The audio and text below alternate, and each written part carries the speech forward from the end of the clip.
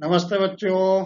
आज हम अध्याय 3 दो चरों वाले रैखिक समीकरण युग्म के कुछ प्रश्नों की पुनरावृत्ति करेंगे ताकि आप इस अध्याय को बहुत अच्छे से समझ सके।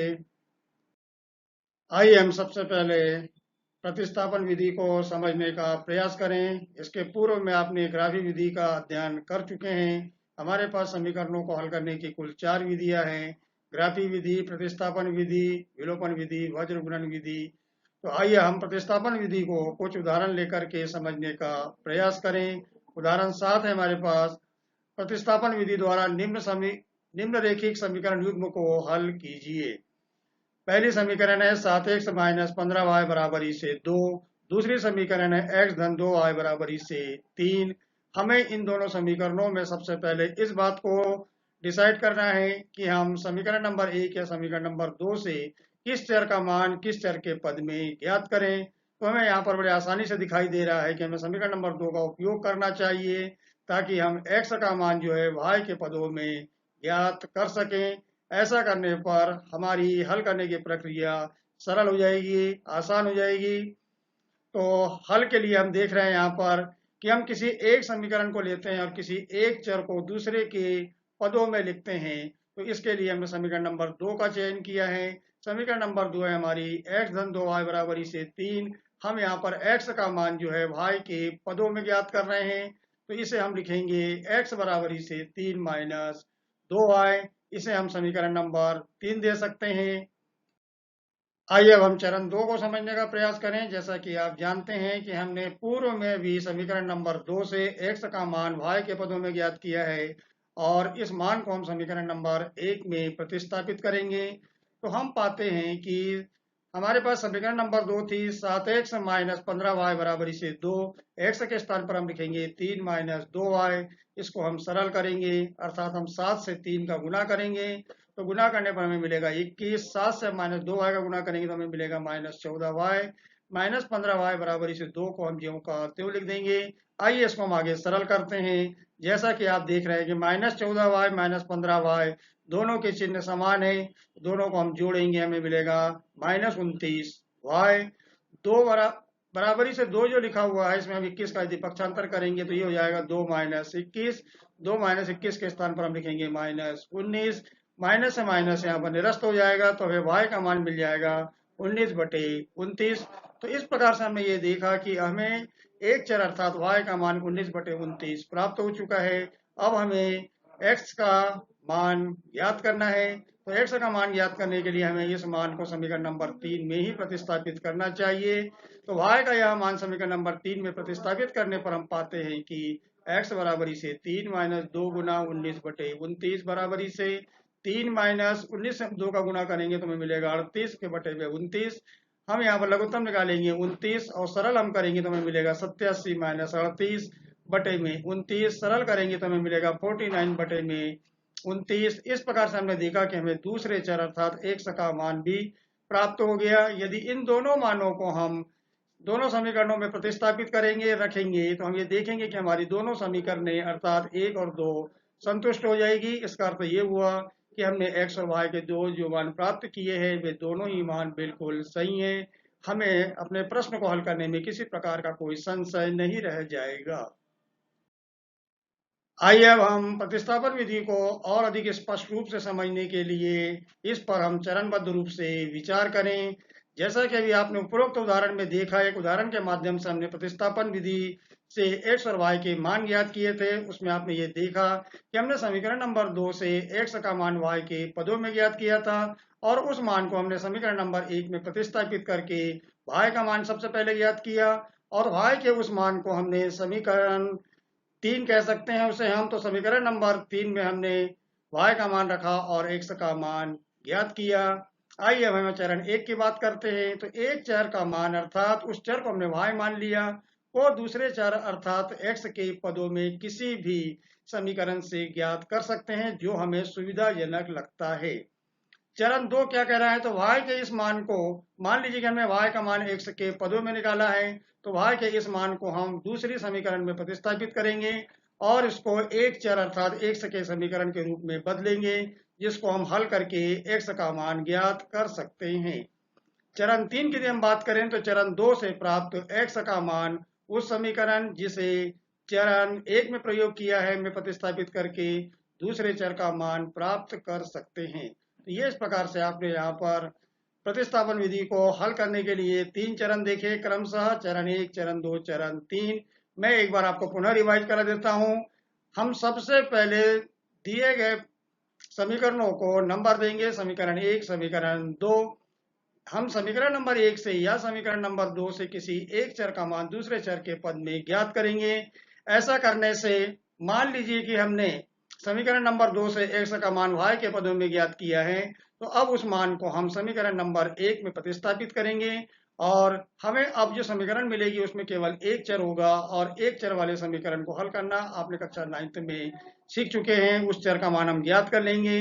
फिर हमने जिस समीकरण का उपयोग x का मान y के पदों में या y का मान x के पदों में ज्ञात करने के लिए किया था, उसमें हम उस चर का मान प्रतिस्थापित कर देंगे तो हमें दूसरे चर का मान भी प्राप्त हो जाएगा।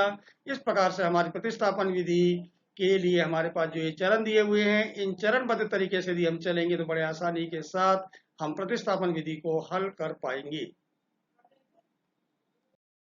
आइए अब हम प्रतिस्थापन विधि की परिभाषा दें। तो प्रतिस्थापन विधि की परिभाषा होगी कि हमने एक चर का मान दूसरे चर के पद में व्यक्त करके रैखिक समीकरण युग्म को हल करने के लिए प्रतिस्थापित किया है, इसलिए इस विधि को प्रतिस्थापन विधि के नाम से जाना जाता है।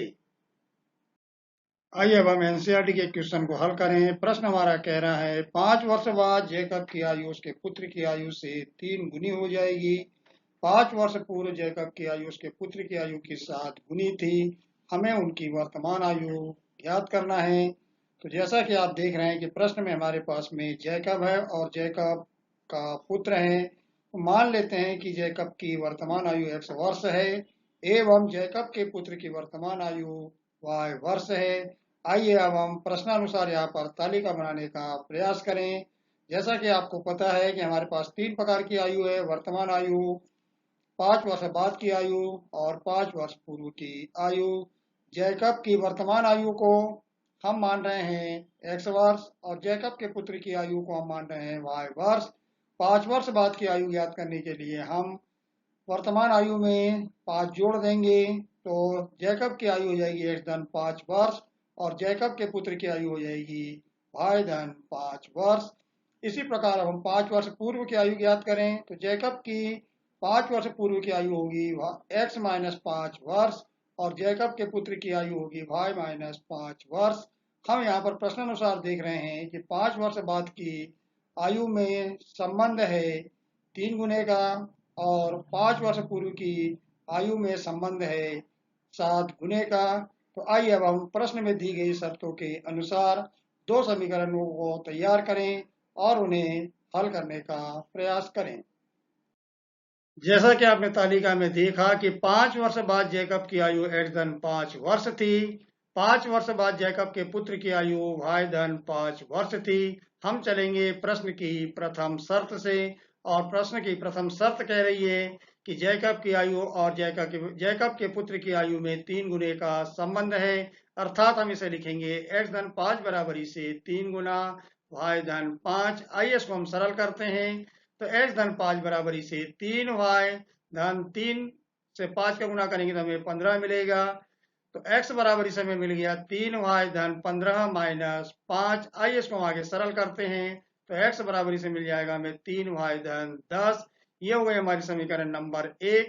तो यहाँ पर आपको ये ध्यान देना है कि हमने समीकरण को तैयार करते समय ही x का मान y के पदों में ज्ञात कर लिया है। अब हम समीकरण नंबर 2 को तैयार करेंगे और समीकरण नंबर 1 से हमने x का मान जो y के पदों में निकाला है, अर्थात x का मान 3y धन 10 जो है हम समीकरण नंबर 2 में प्रतिस्थापित करेंगे। ऐसा करने पर हमें समीकरण एक चर में मिल जाएगी और उस चर का मान हम बहुत आसानी के साथ ज्ञात कर सकेंगे। आइए अब हम 5 वर्ष पूर्व जैकब की आयु और उसके पुत्र की आयु में संबंध ज्ञात करें। तो जैसा कि आपने तालिका में देखा कि 5 वर्ष पूर्व जैकब की आयु थी x माइनस 5 वर्ष और जैकब के पुत्र की आयु थी y माइनस 5 वर्ष। प्रश्नानुसार हम लिखेंगे क्योंकि इन दोनों की आयु में संबंध है 7 गुने का, तो x माइनस 5 बराबरी से 7 गुना y माइनस 5। आइए इसको हम सरल करते हैं। तो x माइनस 5 बराबर इसे हमें मिलेगा 7y माइनस 35। 7 से हमने y का गुना किया तो 7y, 7 से हम माइनस 5 का गुना करेंगे तो हमें मिलेगा माइनस 35। माइनस 5 का हम पक्षांतर करें तो x बराबर इसे मिलेगा 7y माइनस 35 धन 5। आइए इसको हम सरल करते हैं। तो x बराबर इसे मिलेगा 7y माइनस 30। इसको हम समीकरण नंबर 2 दे दें। अब हम समीकरण नंबर 1 व 2 की मदद से आगे हल करेंगे। तो x का मान समीकरण 1 से समीकरण 2 में प्रतिस्थापित करने पर, जैसा कि आप जानते हैं कि हमने समीकरण नंबर 1 में x का मान ज्ञात किया था 3y धन 10। आइए अब हम इसे सरल करते हैं। तो 7y का हम पक्षांतर करेंगे और प्लस 10 का हम पक्षांतर करेंगे तो हमें मिलेगा 3y माइनस 7y बराबर इसे minus 30 minus 10। 3y minus 7y के स्थान पर हम लिखेंगे माइनस 4y, और माइनस 30 माइनस 10 के स्थान पर हम लिखेंगे माइनस 40। अभी हमने देखा कि 3y माइनस 7y बराबर इसे माइनस 30 माइनस 10 के स्थान पर हम लिख सकते हैं माइनस 4y बराबर इसे माइनस 40। दोनों तरफ से माइनस साइन को हम निरस्त कर देंगे तो हमें मिलेगा 4y बराबर इसे 40। और y का मान ज्ञात करने के लिए हम 4 का पक्षांतर करेंगे तो ये हो जाएगा y बराबर इसे 40 के बटे में 4, अर्थात हमें यहाँ पर y का मान मिल जाएगा 10 वर्ष। तो ये इस प्रकार से हमने अभी यहाँ पर एक चर अर्थात y का मान 10 प्राप्त कर लिया है। अब हम y का मान समीकरण नंबर 1 में रखें। तो समीकरण नंबर 1 है हमारे पास x बराबर से 3y धन 10। जैसा कि आपको पता होना चाहिए y का मान हमने ज्ञात किया है 10, तो हम यहाँ लिखेंगे x बराबर से 3 गुना 10 धन 10। सरल करेंगे इसे तो हमें मिलेगा x बराबर से 30 धन 10, अर्थात x का मान हमें मिल गया 40 वर्ष। तो आइए हम अपने प्रश्न का यहाँ पर जवाब दे दें। अतः जैकब की वर्तमान आयु 40 वर्ष होगी एवं जैकब के पुत्र की वर्तमान आयु 10 वर्ष होगी। तो ये यहाँ पर हम ये देख रहे हैं कि हमने जो आयु ज्ञात की है, प्रश्न में जो शर्त दी हुई है, उस शर्त के आधार पर आप अपने उत्तर को भी चेक करने का प्रयास करें कि हमने उत्तर सही प्राप्त किया है या नहीं। आइए बच्चों, अब हम दो चरों से संबंधित एक प्रश्न को हल करने का प्रयास करते हैं, जो कि इस प्रकार है। दो अंकों की संख्या के अंकों का योग 9 है। इस संख्या का 9 गुना इस संख्या का 9 गुना संख्या के अंकों को पलटने से बनी संख्या के 2 गुने के बराबर है, तब वह संख्या ज्ञात कीजिए। इसको हम हल करने का प्रयास करते हैं। सबसे पहले हमें मालूम होना चाहिए कि दो अंकों की संख्या 10, 11, 12 से कहाँ तक जाती है, 99 तक। अर्थात दो अंकों की संख्या में एक इकाई का अंक होता है और दूसरा दहाई का अंक होता है। तो सबसे पहले हम मान लेते हैं कि संख्या का इकाई का अंक x व दहाई का अंक y है। तब हमें प्रश्न में दिया हुआ है कि दो अंकों की संख्या के अंकों का योग 9 है, अर्थात प्रश्न की प्रथम शर्त के अनुसार दो अंकों की संख्या के अंकों का योग 9 है, अर्थात इकाई का अंक प्लस दहाई का अंक बराबर 9। तो इकाई के स्थान पर हमने x लिया है, दहाई के स्थान पर अंक y लिया है, तो यह हो गया x प्लस y बराबर 9, समीकरण 1। अब प्रश्न की द्वितीय शर्त है कि संख्या का 9 गुना। तो अब हम संख्या का 9 गुना अंकों को पलटने से बनी संख्या के 2 गुने के बराबर है। तो अब हम दो अंकों की संख्या बनाने का प्रयास करते हैं। तो संख्या क्या होगी, दहाई के अंक पर हमने y लिया है तो y में 10 का गुणा किया तो 10y, और इकाई के अंक पर x लिया है तो इसमें 1 का गुणा करेंगे x में, तो हमें मिलेगा 1 गुणा x बराबर x।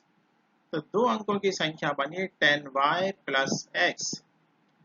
अब अंकों को पलटने से प्राप्त संख्या, मतलब हम अंकों का स्थान बदल दें, y की जगह x कर दें और x की जगह y कर दें, तब संख्या क्या प्राप्त होगी, 10x प्लस y। तो इस संख्या, दो अंकों की संख्या हमारे पास हुई 10y प्लस x, इसका 9 गुना, मतलब हम इसमें 10y प्लस x में 9 का गुणा करेंगे और बराबर रखेंगे अंकों को पलटने से प्राप्त संख्या, अर्थात 10x प्लस y में 2 का गुणा करके। तो नया समीकरण बनेगा 10y प्लस x को 9 गुना, मतलब 9 से गुणा हुआ तो 9 multiply by 10y plus x बराबर 2। Multiply by 10x plus y। अब इसको आगे हल करने का प्रयास करते हैं। दो अंकों की संख्या का 9 गुना अंकों को पलटने से प्राप्त संख्या के 2 गुने के बराबर है। तो दो अंकों की संख्या हमने क्या बनाई थी, 10y प्लस x। इसका 9 गुना कितना होगा, 9 गुणा 10y प्लस x। अंकों को पलटने से प्राप्त संख्या क्या थी, 10x प्लस y। इसका 2 गुना हुआ 2 गुणा 10x प्लस y। तो दोनों को हमने दोनों पदों को बराबर रखा तो हमें समीकरण प्राप्त हुआ 9 multiply by 10y plus x बराबर 2 multiply by 10x plus y। अब हम गुणा करेंगे तो 9 में 10y का गुणा किया तो आपको प्राप्त हुआ 90y। इसी प्रकार 9 में x का गुणा किया तो प्लस 9x बराबर की जगह बराबर आया है। 2 में 10x का गुणा किया तो 20x और 2 में y का गुणा किया तो 2y। अब दोनों पक्ष बराबर हैं तो यहाँ पर हमने राइट हैंड साइड को लेफ्ट हैंड साइड में शिफ्ट कर दिया और लेफ्ट हैंड साइड को राइट हैंड साइड में रख दिया है। तो 20x प्लस 2y बराबर हो गया 90y प्लस 9x। अब हमने 20x प्लस 2y पक्षांतर किया तो 90y राइट हैंड साइड में प्लस का है तो लेफ्ट हैंड साइड में ले जाएंगे तो पक्षांतर करने पर जैसा हमें मालूम है धनात्मक संख्या ऋणात्मक हो जाती है और ऋणात्मक के निशान वाली संख्या धनात्मक होती है। तो 90y लेफ्ट हैंड साइड में आके माइनस 90y हो गया और ना प्लस 9x का पक्षांतर होने के पश्चात माइनस 9x प्राप्त हुआ। अब यहाँ पर देखिए 20x प्लस का है और 9x माइनस का है। एक संख्या धनात्मक है और दूसरी संख्या ऋणात्मक है तो हम बड़ी संख्या में से सदैव छोटी संख्या को घटाते हैं और निशान बड़ी संख्या का लेते हैं। तो 20 धनात्मक है तो 20x माइनस 9x बराबर 11x plus 2y minus 90y। तो यहाँ पर 90 बड़ी संख्या है और इसका निशान ऋणात्मक है तो 90 में से 2 को घटाया तो माइनस 88y।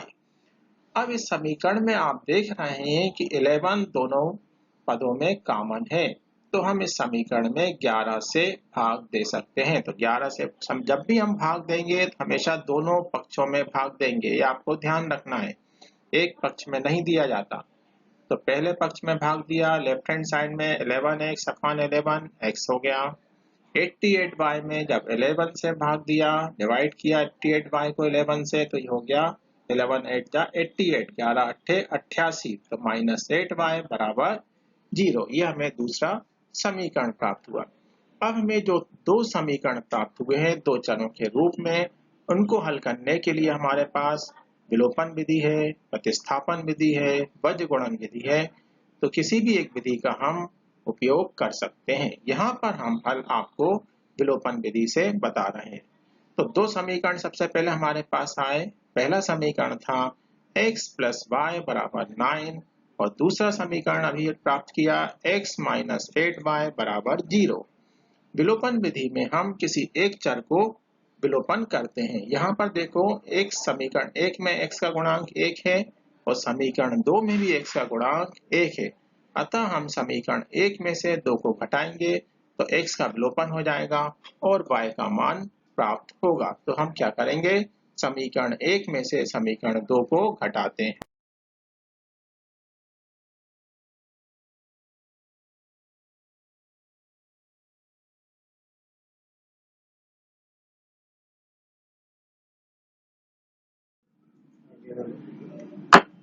कलर चेंज कर दीजिए। आइए बच्चों, अब हम समीकरण 1 में से समीकरण 2 को घटाते हैं। समीकरण 1 है x प्लस वाई बराबर 9 और समीकरण 2 हमने बनाया था x माइनस 8y बराबर 0। तो समीकरण को घटाने का सबसे पहला नियम हमको समझना होगा कि दूसरे समीकरण जिसको हम दूसरे स्थान पर लिख रहे हैं, नीचे लिख रहे हैं, उसमें x और y के गुणांक और अचर राशि के जो भी गुणांक होंगे वो चेंज होंगे। अर्थात यहाँ पर आप देख रहे हैं प्लस का x है, उसके नीचे हमने माइनस का निशान लगाया है। इसी प्रकार माइनस 8y के नीचे हमने माइनस के नीचे प्लस का निशान लगाया है। इसका तात्पर्य यह है कि 8y अब धनात्मक है और इसी प्रकार x अब ऋणात्मक हो गया है। तो हम इसको घटाते हैं तो यहाँ पर देखिए समीकरण 1 में प्लस का x और समीकरण 2 में माइनस का x है, तो दोनों कैंसिल हो गए तो हमें 0 प्राप्त होगा। इसी प्रकार समीकरण 1 में y प्लस का है और समीकरण 2 में y 8y प्लस का है, तो y प्लस 8y हो गया 9y और 9 प्लस 0 करो या 9 माइनस 0 तो हमें 9 प्राप्त होगा। अब यहाँ पर हम यह देखते हैं कि y के साथ 9 का गुणा हो रहा है, 9y मतलब 9y के साथ मल्टीप्लाई है, गुणा है।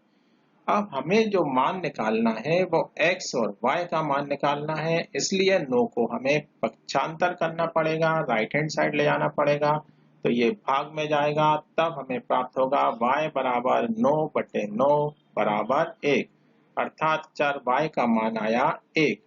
अब इस y बराबर 1 को हम समीकरण 1 या 2 जो भी हमें सरल पड़े उसमें प्रतिस्थापित कर सकते हैं और x का मान निकाल सकते हैं। तो यहाँ पर हमने y बराबर 1 को समीकरण 1 में रख रहे हैं, तो समीकरण 1 हमारे पास था x प्लस y बराबर 9, तो इसमें मान रखा तो x प्लस y की जगह क्या रखेंगे 1, तो x प्लस 1 बराबर 9 हो गया। अब 1 का हम पक्षांतर करेंगे क्योंकि हमें x का मान निकालना है, तो x बराबर 9 माइनस 1, तो x का मान आ गया 8।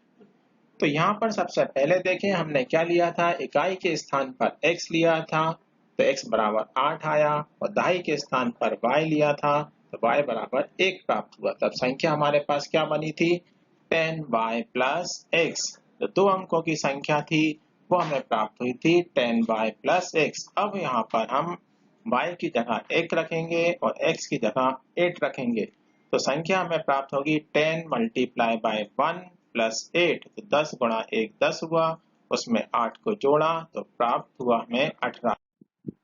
आइए बच्चों अब हम चाल, दूरी और समय से संबंधित एक प्रश्न को हल करने का प्रयास करते हैं, जो इस प्रकार है। एक राजमार्ग पर दो स्थान A और B 100 किलोमीटर की दूरी पर हैं। एक कार A से तथा दूसरी कार B से एक ही समय चलना प्रारंभ करती हैं। यदि ये कारें भिन्न भिन्न चालों से एक ही दिशा में चलती हैं तो वे 5 घंटे पश्चात मिलती हैं। यदि वे विपरीत दिशा में चलती हैं तो 1 घंटे पश्चात मिलती हैं। तब दोनों कारों की चाल ज्ञात कीजिए। तो यहाँ पर हमारे पास दो स्थान है, एक राजमार्ग पर, एक A है और दूसरा B है, और दोनों के बीच की दूरी 100 किलोमीटर हमको दी हुई है। जब कार A तथा दूसरी कार B एक ही समय चलना प्रारंभ करती हैं और एक ही दिशा में चलती हैं तो वो 5 घंटे पश्चात मिलती हैं। इसी प्रकार जब वे विपरीत दिशा में चलती हैं, मतलब एक दूसरे की तरफ आती हैं, तो 1 घंटे पश्चात मिलती है और हमें कारों की चाल ज्ञात करनी है। आइए बच्चों अब हम इसको चित्र के द्वारा समझने का प्रयास करते हैं। यहाँ पर आपको एक राजमार्ग दिखाई दे रहा है, इस पर एक स्थान A और दूसरा स्थान B दिखाई दे रहा है। स्थान A पर और एक कार A है और स्थान B पर दूसरी कार B है। दोनों स्थानों A और B के बीच की दूरी 100 किलोमीटर है। जब A और B से दोनों कारें एक ही दिशा में चलती हैं, जैसा कि आपको दिखाई दे रहा है, तो वे 5 घंटे पश्चात मिलती हैं और किस जगह मिल रही हैं, C बिंदु पर मिलती हैं। तो AC बराबर हमारे पास क्या हो जाएगा, AB प्लस BC। इसी प्रकार जब दोनों कारें A और B बिंदु से समान दिशा, एक ही विपरीत दिशा में चल रही हैं, तो 1 घंटे पश्चात मिलती हैं और जिस बिंदु पर आकर, जिस स्थान पर आकर मिलती हैं, वह स्थान P है। तो आइए अब हम इसको हल करने का प्रयास करते हैं। माना कि एक कार की चाल x किलोमीटर प्रति घंटा व दूसरी कार की चाल y किलोमीटर प्रति घंटा है। प्रश्न की प्रथम शर्त के अनुसार भिन्न भिन्न चालों से एक ही दिशा में चलने पर मिलने का समय 5 घंटे का है। 5 घंटे में पहली कार द्वारा तय की गई दूरी अर्थात AC, और AC का मान ज्ञात करने के लिए हम चाल से समय का गुणा करेंगे। चाल इसकी हमने x मानी है और इसके द्वारा लिया गया समय 5 घंटे है, तो दूरी हो जाएगी 5x। तो हम यहाँ पर ये कह सकते हैं कि 5 घंटे में पहली कार द्वारा तय की गई दूरी AC है, जिसका मान 5x किलोमीटर है। आइए अब हम दूसरी कार की बात करें, तो 5 घंटे में दूसरी कार द्वारा तय की गई दूरी बराबर इससे BC, और BC का मान ज्ञात करने के लिए चाल गुना समय किया, तो y गुना 5 बराबर इससे 5y, क्योंकि हमने दूसरी कार की चाल मानी है y किलोमीटर प्रति घंटा और इसके द्वारा लिया गया समय है 5 घंटा, तो BC अर्थात तय की गई दूरी हो जाएगी 5y किलोमीटर। अब हम यहाँ पर ये देख रहे हैं कि दोनों स्थानों के बीच की दूरी A से B तक थी। पहली कार ने दूरी तय की है A से C तक और दूसरी कार ने दूरी तय की है B से C तक। तो AC का मान हमने निकाला है यहाँ पर 5x और BC का मान है हमारे पास में 5y और दोनों स्थानों के बीच की दूरी दी हुई है 100। आइए इसको हम सरल करते हैं। तो सरल करने पर 5y का हम पक्षांतर करेंगे, तो 5x माइनस 5y बराबर इससे 100। 5 से हम दोनों पक्षों में भाग दे देंगे, तो हमें मिलेगा x माइनस वाई बराबर इससे 20 और इसे हम कहेंगे समीकरण नंबर 1। आइए अब हम इसके आगे समीकरण नंबर 2 को तैयार करते हैं प्रश्न में दी गई शर्तों के आधार पर। प्रश्न की द्वितीय शर्त के अनुसार जब दोनों कारें भिन्न भिन्न चालों से विपरीत दिशा में चलती हैं अर्थात एक दूसरे की तरफ आती हैं, तब वह 1 घंटे पश्चात एक दूसरे से बिंदु P पर आकर मिलती हैं। तब प्रथम कार द्वारा 1 घंटे में तय की गई दूरी क्या हो जाएगी? AP बराबर चाल गुणित समय। यहाँ प्रथम कार की चाल है x किलोमीटर और समय है 1 घंटा, तो AP बराबर हो गया x किलोमीटर। इसी प्रकार 1 घंटे पश्चात दूसरी कार द्वारा तय की गई दूरी जो कि B स्थान से चलना प्रारंभ करती है और P बिंदु पर आकर प्रथम कार से मिलती है, तो BP बराबर चाल गुणित समय। चाल हमारे पास है y किलोमीटर प्रति घंटा और समय है 1 घंटा, तो BP बराबर y किलोमीटर। अब AB बराबर हो गया AP प्लस BP। AB बराबर AP प्लस BP, क्योंकि प्रथम कार A बिंदु से P बिंदु तक पहुंची और दूसरी कार B बिंदु से P बिंदु तक पहुंचकर आपस में एक दूसरे से मिल रही हैं। तो AB बराबर AP प्लस BP, हम यहाँ AB बराबर 100 रखेंगे, AP बराबर X और BP बराबर Y। तो अब समीकरण बना हमारे पास X प्लस Y बराबर 100।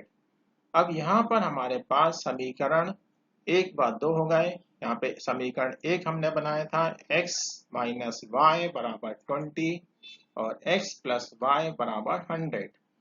ये समीकरण 1 व 2 को हल करने की हम प्रतिस्थापन विधि पूर्व में पढ़ चुके हैं। अब इसको हम विलोपन विधि से हल करने का प्रयास करेंगे। समीकरण x माइनस वाई बराबर 20 समीकरण 1 और x प्लस वाई बराबर 100 समीकरण 2। दोनों समीकरण 1 व 2 को हम विलोपन विधि से हल कर रहे हैं, तो समीकरण 1 व 2 को जोड़ रहे हैं। जब हम समीकरण 1 व 2 को जोड़ रहे हैं तो यहाँ पर पहले समीकरण में माइनस वाई और दूसरे समीकरण में प्लस वाई कैंसिल हो जाएगा और x प्लस x 2x हो गया। इसी प्रकार बराबर की जगह बराबर आया और 100 प्लस 20 बराबर 120। अब हमारे पास 2x बराबर 120 है, तो x का मान हो जाएगा 120 बटे 2 बराबर 60। अर्थात प्रथम कार जो कि A स्थान से चलना प्रारंभ करती है उसकी चाल 60 किलोमीटर प्रति घंटा है। अब x का मान जो 60 आया है उसको हम समीकरण 2 में रखेंगे। समीकरण 2 हमारे पास है x प्लस वाई बराबर 100। तो इसमें x की जगह जब आपने 60 प्लेस किया तो समीकरण बन गया 60 प्लस वाई बराबर 100। अब 60 का पक्षांतर किया तो y बराबर हो गया 100 माइनस 60, तो y बराबर 40। अर्थात दूसरी कार जो B स्थान से चलना प्रारंभ करती है उसकी चाल 40 किलोमीटर प्रति घंटा है। धन्यवाद बच्चों।